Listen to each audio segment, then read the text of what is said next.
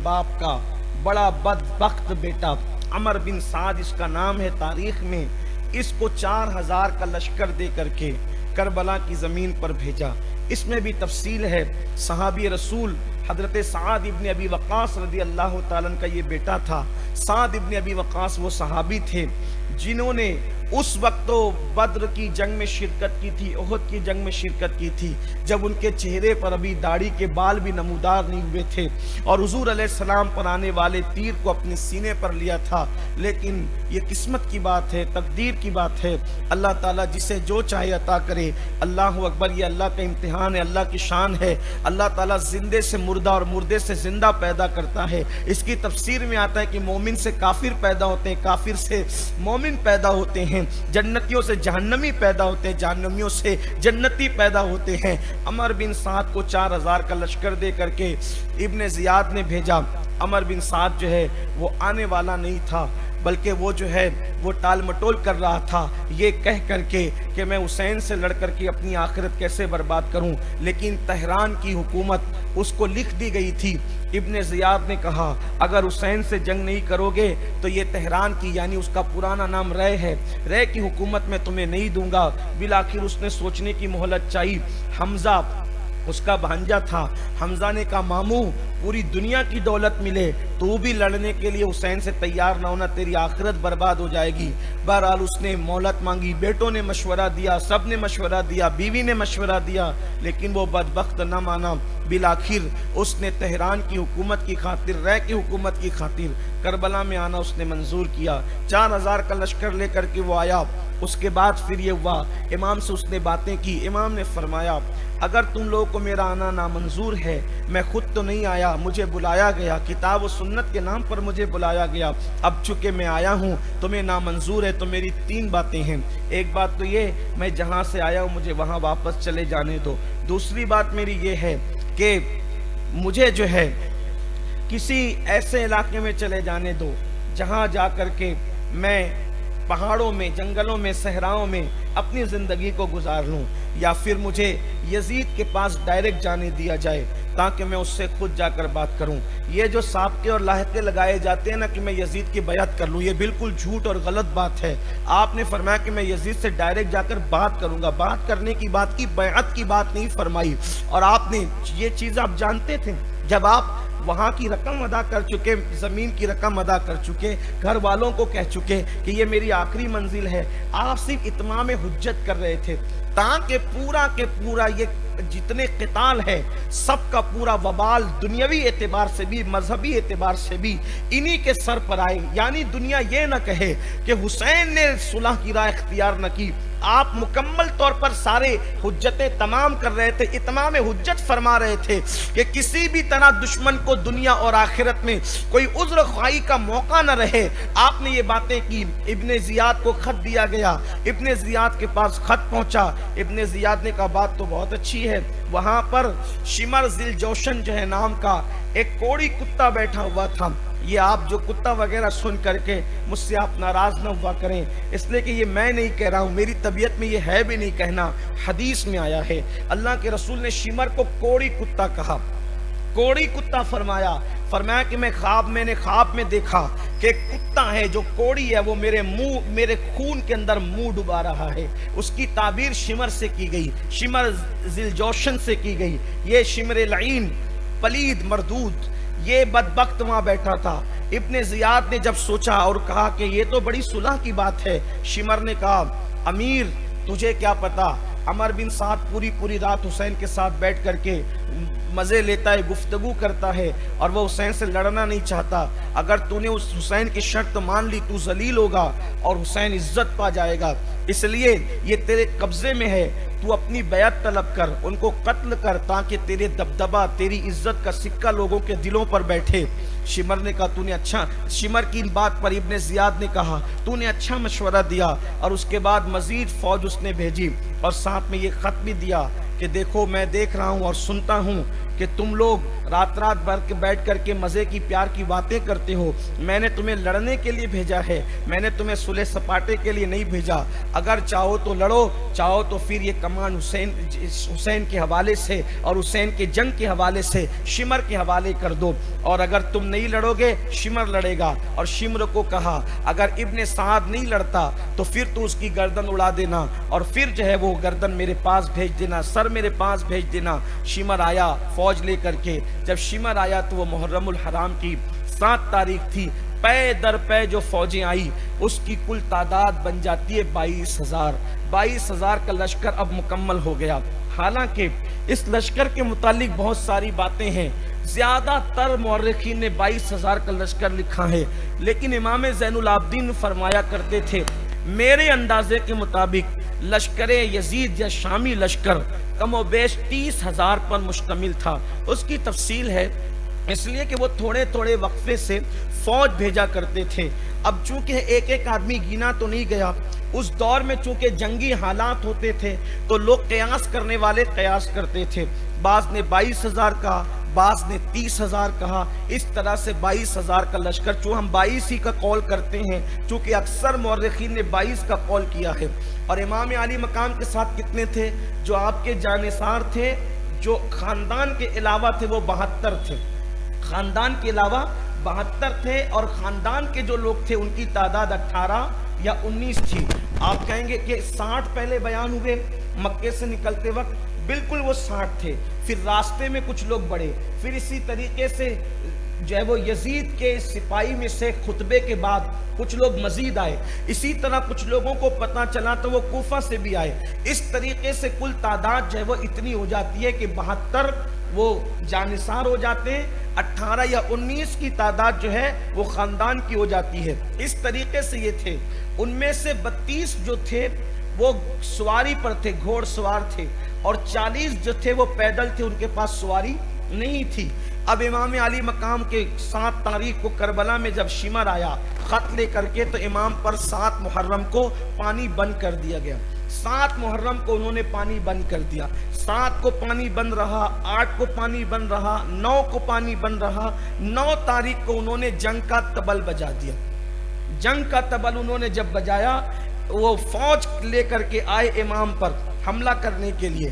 اس وقت امام علی مقام اپنی تلوار کو، ذوالفقار حیدری جو ان کے بابا سے ان کو ملی تھی، اس تلوار کو یوں رکھ کر کے آپ اس پر اپنی تھوڑی رکھ کر کے بیٹھے ہوئے تھے۔ اسی بیٹھنے میں آپ امام کو اونگ آئی، جیسے اونگ آئی تو آپ جو ہے وہ اس طبل کی آواز سن کر کے چونک کر کے اٹھے۔ اٹھنے کے بعد غازی عباس سے کہا بھائی عباس یہ کیا آواز ہے؟ کہا امام وہ آپ سے جنگ کرنا چاہتے ہیں۔ امام کی آنکھوں میں آنسو تھے، آپ کی آنکھ میں آنسو تھے۔ سیدہ بی بی زینب پاک کھڑی تھی، اس کی بھائی جان کیا ہوا؟ فرمایا کہ ابھی آنکھ لگی تو خواب میں نانا کا دیدار ہوا، میں نے نانا سے عرض کیا حضور آپ کی قوم مجھے اتنا ستاتی ہے۔ نانا نے فرمایا حسین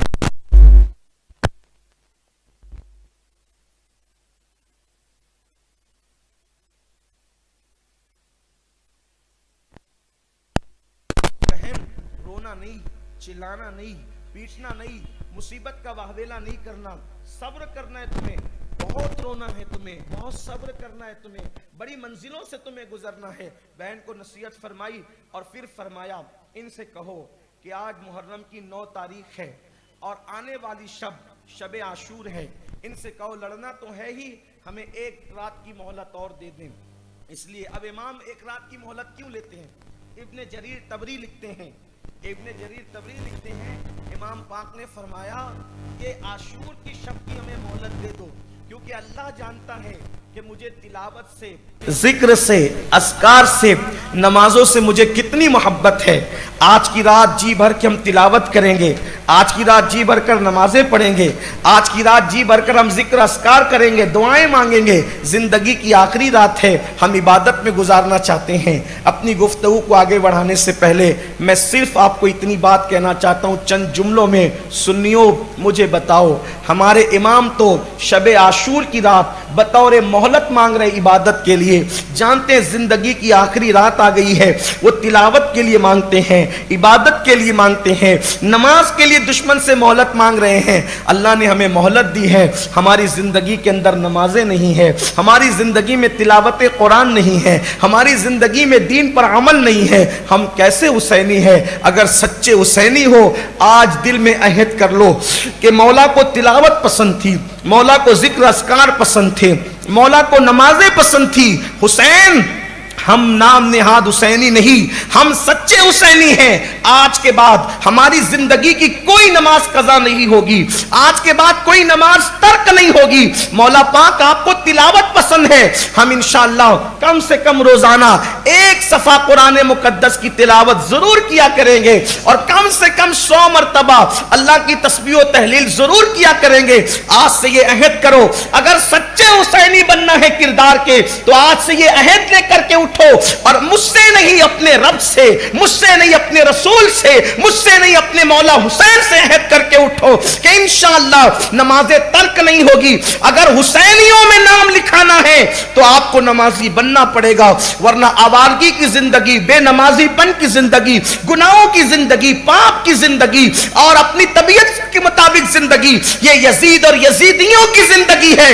اگر جنازہ اس حال میں اٹھانا چاہتے ہو دنیا سے کہ لوگ تمہیں حسینی کہے اور لوگ ہی نہیں تمہیں فرشتے بھی حسینی کہے, تو تمہیں مسجد کی چوکھٹ پکڑنی پڑے گی. اللہ سے یہ وعدہ کرنا پڑے گا کہ آج سے ہم بھی انشاءاللہ نمازی بنیں گے, ہم بھی اپنے چہروں پہ داڑیاں سجائیں گے, ہم بھی تلاوت کے پابند بنیں گے. مولا پاک نے رات کی مہلت طلب کی, اور پھر اس کے بعد 9ویں کا سورج غروب ہو گیا اور 10ویں کا چاند طلوع ہوا.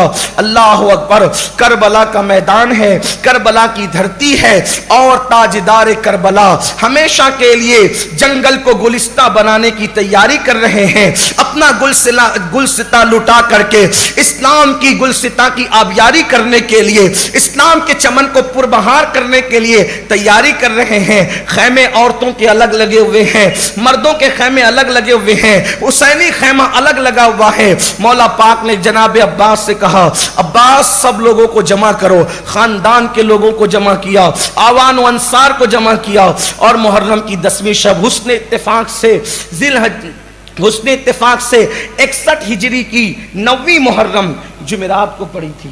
آج بھی جمعرات ہے, اور شب عاشور اس وقت بھی شب جمعہ تھی, آج بھی شب جمعہ ہے. یوم عاشور اس دن بھی یوم جمعہ تھا, اور ہمارے لیے بھی اس سال بھی جمعہ کا دن ہے, عاشور کا دن. امام پاک نے یہ شب جمعہ تھی, 10ویں شب تھی, اپنے خیمے میں سب کو طلب کیا. جب سب جمع ہو گئے, امام حسین نے سب کے چہرے دیکھے, اور سب کے چہرے دیکھ کر ان میں کون کون تھا؟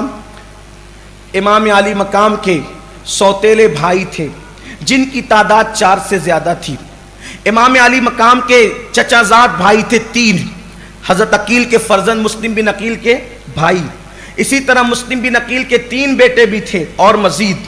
اسی طریقے سے امام حسن کے 4 بیٹے تھے, امام حسین کے اپنے خود کے 3 بیٹے تھے, اور مزید آوان و انصار. حبیب بن مظاہر, یہ حبیب بن مظاہر کون ہے؟ میں ابھی ان کی شہادت پڑھوں گا. یہ بچپن سے امام حسین کے دوست تھے. میرے آقا فرمایا کرتے تھے, میرے آقا کا فرمان ہے, حبیب میرے حسین کا حبیب ہے. حبیب, جب میں ان کے پاس جاتا ہوں تو مجھے یہ یاد آتا ہے, میرے آقا نے فرمایا حبیب میرے حسین کا حبیب ہے. اور بالکل کیسی دوستی نبھائی حبیب بن مظاہر نے. حبیب واقعی حبیب ہو گئے. ادھر مولا حسین کا مزار ہے, ادھر سامنے بالکل حبیب ابن مظاہر کا مزار ہے. گویا کہ یاری نبھائی جا رہی. کربلا بتا رہا ہے یاری اس کو کہتے ہیں, دوستی داری اس کو کہتے ہیں. اللہ اکبر. حبیب ابن مظاہر ہیں, حضرت ظہیر ابن القین ہے, اسی طریقے سے مسلم ابن اوسجہ اسدی ہیں. یہ صحابہ لوگ ہیں, اور بھی لوگ ہیں, اور بھی آوان و انصار ہیں. اللہ اکبر. حضرت وہاب ابن عبداللہ ہے, حضرت عبداللہ ابن عمیر کلبی ہے. اس طریقے سے سب لوگ ہیں. مولا حسین پاک نے سب کو جمع کیا, جمع کر کے سب کے چہرے دیکھے, اور چہرے دیکھنے کے بعد امام نے چراغ بجھا دیا. امام نے چراغ بجھا دیا. چراغ بجھا کر امام نے خطبہ دیا اپنے سارے بیٹوں کے, بھتیجوں کے درمیان اور آوان و انصار کے درمیان. دیکھو یہ لوگ میری جان کے پیاسے ہیں, یہ مجھے قتل کرنے کے بعد کسی کو ڈھونڈنے والے نہیں ہیں, ان کو میں چاہیے، انہیں جو تکلیف ہے مجھ سے، یزید کو، یزیدیوں کو جو تکلیف ہے مجھ سے، تم سے کوئی تکلیف نہیں، وہ مجھے شہید کر دیں گے، اس کے بعد وہ کسی کو نہیں ڈھونڈیں گے۔ ایک کام کرو، میں آج تم سے کہتا ہوں تم سب چلے جاؤ۔ لوگ کہتے ہیں حسین نے کیوں نہیں، حسین کا ساتھ کسی نے نہیں دیا؟ حسین پاک بلا نہیں رہے تھے، مشکل وقت میں لوگ کسی کو بلاتے ہیں، حسین پاک لوگوں کو بھیج رہے تھے، جاؤ یہ صرف میرا امتحان ہے، تمہارا نہیں، تم سب چلے جاؤ، میں تم سب کو اجازت دیتا ہوں، کوئی میں تم سے پکڑ نہیں کروں گا، کوئی شکوہ نہیں کروں گا، کوئی گلہ نہیں کروں گا، تم سب چلے جاؤ، جاؤ آرام کی زندگی گزارو، یہ مجھے شہید کریں گے، ان کے کلیجے ٹھنڈے ہو جائیں گے۔ اور پھر فرمایا اپنے آوان و انصار سے، تم میں ہر ایک آدمی میرے اہل بیت میں سے، میرے خاندان میں سے ایک آدمی کو ساتھ لے لے، ایک ایک سواری لے لے، اور لے کر کے آس پاس کے دیہات میں منتشر ہو جاؤ، یہ مجھے پائیں گے تو تم کو ڈھونڈنے بھی نہیں جائیں گے۔ امام پاک یہ کہنے کے بعد کہتے ہیں تم سب میری طرف سے اجازت یافتہ ہو، یہاں سے چلے جاؤ۔ امام پاک یہ کہہ کر بالکل خاموش ہو گئے۔ چراغ بجھا ہوا تھا خیمہ حسینی کے اندر، جب گفتگو ہو رہی تھی تو سناٹا تھا، لیکن دھیرے دھیرے سسکیوں کی آواز بلند ہوئی، اور وہ آواز بلند ہونے لگی۔ امام پاک نے کچھ بہت دیر کے بعد، جب دیر گزری، آپ نے چراغ روشن کیا، چراغ روشن کیا تو جتنے تھے ان میں سے کوئی ایک بھی نہیں گیا۔ امام کے خیمے سے اٹھ کر سب کو پتہ ہے کل مر جانا ہے، کل شہید ہو جانا ہے۔ کربلا بتا رہا ہے سنیوں، وفا اس کو کہتے ہیں، سچائی اس کو کہتے ہیں۔ صدا امام نے کہا تھا میرے ساتھی جیسے ساتھی کسی کے نہیں، میرے ساتھی بڑے وفادار ہیں، میں جانتا ہوں۔ امام پاک نے لیکن چراغ بجانے کے بعد، دیر کے بعد چراغ جلا، سب سسکیوں کی آواز تھی۔ فرمایا گئے نہیں؟ تو اس وقت سب سے پہلے غازی عباس اٹھ کے کھڑے ہوئے، مولا ہم آپ کو چھوڑ کے جائیں؟ اگر ہم آپ کو چھوڑ کے جائیں تو آپ کے پاس زندگی گزارنے کا مزہ کیا ہے؟ ہم اس زندگی پہ لعنت کرتے جو حسین کی بے وفائی کے ساتھ ہو۔ سید امین آپ کا ادنا غلام